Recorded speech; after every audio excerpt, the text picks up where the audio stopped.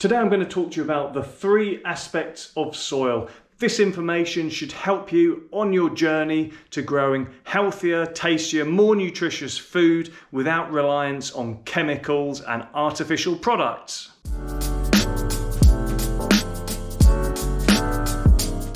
Thanks for tuning into the channel. If you like videos and information that can help you grow better, more bountiful, healthy food, give this video a thumbs up and consider subscribing to the channel. Now today I'm going to talk to you about the 3 aspects of soil. These are fundamental to the information I teach people, the advice I give growers all over the place.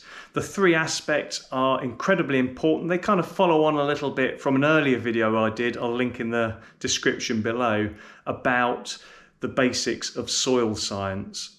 Now these 3 aspects are crucial, or more crucially, it's vital that you understand how the 3 of them link and how doing one in one aspect can affect the other. But this is all a little bit cryptic. Let's get stuck straight in and I'll explain everything. Oh, and do pay close attention, because when I'm talking through this, there's some great tips for things you can do that you're probably not already doing, which could have a massive impact to the conditions in your soil and the quality of what you're growing. Okay, this is going to be a quite short, punchy video. I'm sat at my computer. I'm going to refer to some PowerPoint slides. I might stick me up on the screen and the PowerPoint and talk through quickly. Okay guys, so to start off, it's only a couple of slides here. I'm just going to cover this quote, which I love, because a lot of what I do is talking to people about using the best of what nature has to offer, so using biological kind of assets, if you like, in the soil to work in tandem with the plants and vegetables that we're growing, getting them to kind of forge these synergistic relationships with the plant roots so that we get all the benefit from that. There's a lot of hustle at the moment about this term soil health, and I just love this statement. Basically saying that although we understand that soil health or correctly functioning soil relates to the chemical, physical and biological characteristics, there's the 3 aspects I'll be talking about, we still don't necessarily know what the exact criteria of those 3 aspects are that define a healthy soil. It's far more complicated than that, and those characteristics will vary dependent on the qualities of all the many different types of soil that exist. So what can we take from this? Every soil is different, but we know to have a soil that works well, we need the chemical, the physical and the biological aspects to work together. Now, that's awesome. You know, we understand that it's very complex, but what is the perfect soil? Well, so far as we can tell, it relates to these particular components.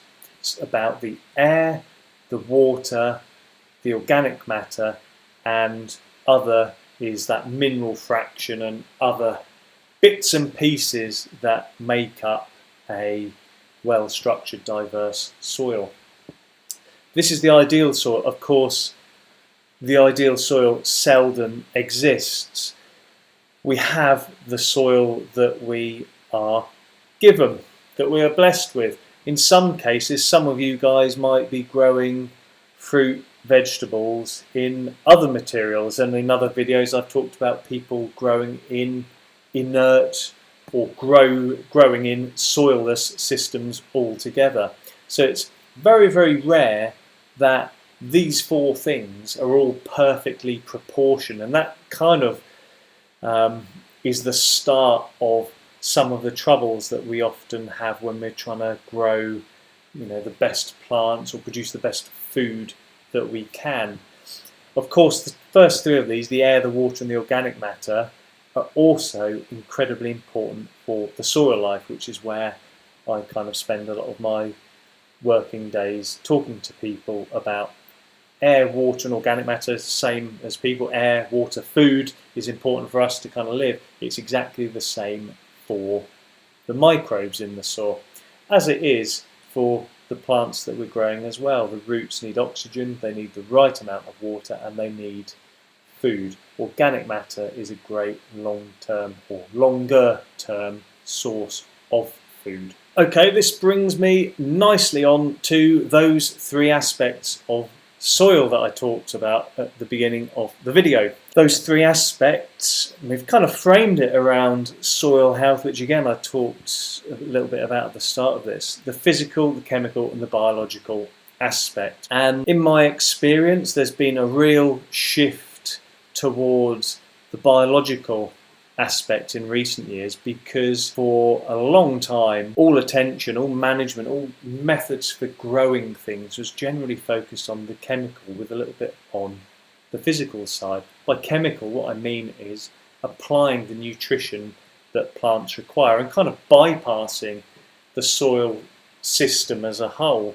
You either feed as a foliar feed or apply just enough fertilizer to the soil so that as it flushes past the plant roots when it rains or when moisture is present, as it flushes past, the roots can kind of grab what they need before the rest is washed through and leached out.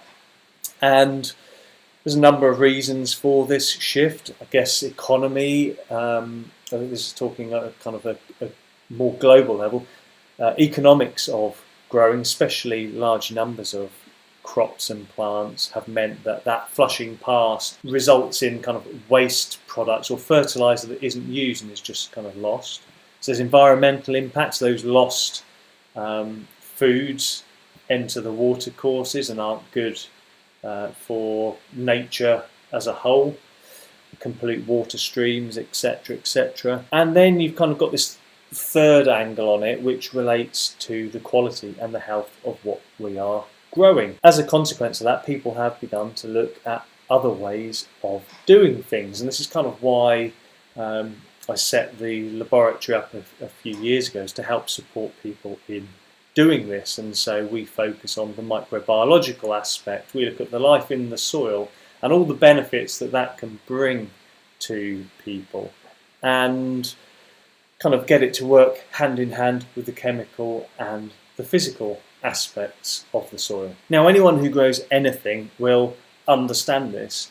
Plants photosynthesize, but they also need minerals from the soil, and this is really key, this next bit. These are often, huge proportion of them are actually made available to the plant by microorganisms in the soil. So it doesn't matter whether you are growing with fertilizers or whether you're trying to do things completely naturally. It's super important that you have lots of microorganisms in the root area, in the rhizosphere, in order to make as much of that available to your plant as possible. And so whatever you grow, however you grow it, my big advice to you is first test the soil to understand exactly what you have in it.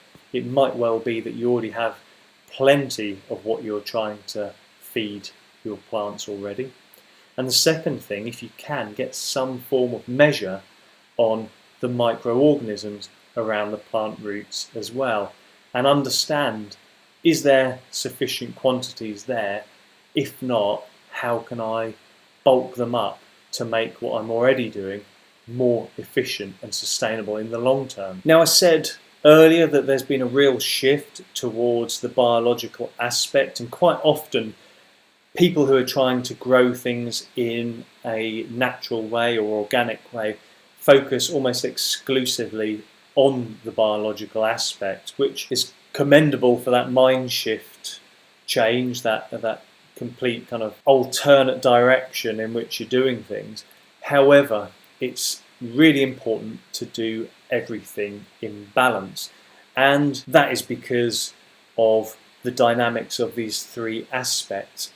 As you can see from this triangle, they all interrelate to one another. If you do something within the chemical aspect of the soil, so for example you apply lots and lots of one particular nutrient, maybe we use phosphorus as an example, that can impact the other two aspects, either directly or indirectly. So highlighting the biological aspect here, you could impair the colonization of plant roots with certain types of fungi called mycorrhizal fungi. Because there's sufficient or more than sufficient phosphorus available in the soil temporarily, it kind of sets back the fungi in the soil, so you don't have the same kind of bunch of organisms working for you, because some are held back because they're simply not needed. All sorts of reasons for that. Again, I've talked in other videos about the plant being a driver here. The plant will send out kind of chemicals into the soil through the roots, which talk to the microbial communities.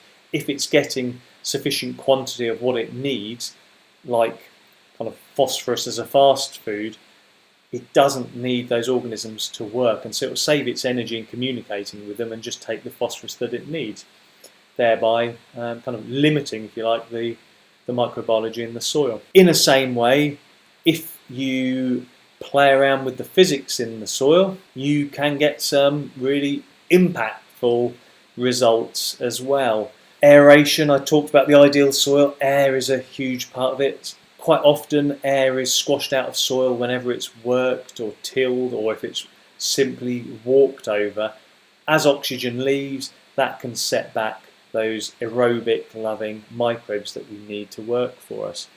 And so simply aerating the soil can be a huge plus. And often you see this in allotments, end of season, the soil is turned over, all those residues get flipped under the soil, so those residues are kind of added as organic matter, and the soil is broken up and kind of tilled and worked until all those big clods are kind of diminished into nice smaller kind of particles, and as a result lots of oxygen goes into the soil, and the soil kind of takes a big breath in, and all those microbes flourish for a while as they can access all of that oxygen you need. And sometimes that benefit might outweigh the negative of exposing all those kind of dark soil dwelling microbes to UV and exposure. However, if we kind of counter that with other systems that have become incredibly popular, such as no-dig, actually that kind of can work on similar principles. So by not tilling, by not digging over the soil, we're preserving the structure underneath the surface, and we're enabling those microbes to kind of flourish and feed without interfering too much, exposing them to sun's UV or even just the air or temperature or whatever. We're preserving that and letting them naturally do their own thing. And that's fantastic as long as there's sufficient oxygen. If there isn't, then over time it might be that you need to aerate the soil. And that goes very much against the principles of no-dig, which is why what you're growing also comes into play and is incredibly important. Certain plants may be better than others for adding or maintaining structure within the soil. So plants or crops with more dense kind of root mats or roots that go down to different depths within the soil may help to maintain kind of that structure and porosity, so there are plenty of gaps for oxygen to filter through into the soil. If not, then once in a while, quite frankly, you will probably need to aerate your soil, and that could be as simple as sticking a fork in, wiggling it around and letting oxygen kind of going through the channels. Not too dissimilar to what someone might do on a fine turf grass environment, where you're going for an absolutely immaculate kind of snooker table finish and you want minimal disturbance, but because of the continuous compaction, adding aeration, tining, becomes super important, not just for the microbes but for the plant roots themselves. And finally, kind of putting that into context of the biological aspect or microbiological kind of farming or growing approach, microbiology is very influential on both the physics and the chemistry in the soil. So I've spoken in other videos about how microbiology can convert organic matter or carbon materials into nutrients, so it can add to that chemical pool with nutrients that are in one form, converting them and making them into available forms, so they can certainly add to the chemistry in the soil, and also detract when you factor in things like the carbon and nitrogen cycle. These microbes will, certain microbes will capture nitrogen from the atmosphere, they will give off carbon dioxide. Also, organisms can add to the physics of the soil. So again, not only could they convert organic matter and deplete those carbon reserves, which if you're interested in understanding about that, watch my video on carbon and organic matter, because as the climate is changing, that's happening at an increasing rate as the soil temperatures increase. So microbes can play around with the organic matter, which is very much part of the physics of the soil and the ideal soil, as I showed you at the start. But also certain bands of organisms can in fact preserve and glue together the aggregates within the soil, which can be incredibly beneficial when you're trying to minimize erosion. If you're growing your kind of food on a slope, for example, having soil that's high in fungi is not going to do any harm whatsoever, as the fungal hyphae give out certain chemicals and the harmful strands themselves will kind of try and pull and hold all of that soil together for you as well. So really, in summary, what I'm kind of saying here is we've got these three aspects, and where things tend to go wrong for a lot of people growing anything is too much time is spent focusing on one particular aspect rather than looking at the three aspects as a whole. And that's kind of the approach which I like to take, even though I do a lot of work and spend a lot of time focusing on the microbiological aspect. You have to have in the back of your mind the impact that might have on the chemistry and the physics in the soil as well. Similarly, if you're only working in the chemical domain, you need to be aware of what's happening with the biology and the physics of the soil, and it's the same with the physics. You need to look at this complete approach, everything in balance. Even if there isn't a direct impact, more often than not there's an indirect impact to the other aspects. So the three aspects: physical, chemical, microbiological. If you're working in one of those domains, do try and consider the other two and try and maintain that focused, kind of complete approach to building up healthier, sustainable soil so that you can produce better quality, healthier, tastier food. Well, that wraps it up. Thanks for tuning in. If you found this useful, please give the video a like and consider subscribing to the channel. See you in the next video.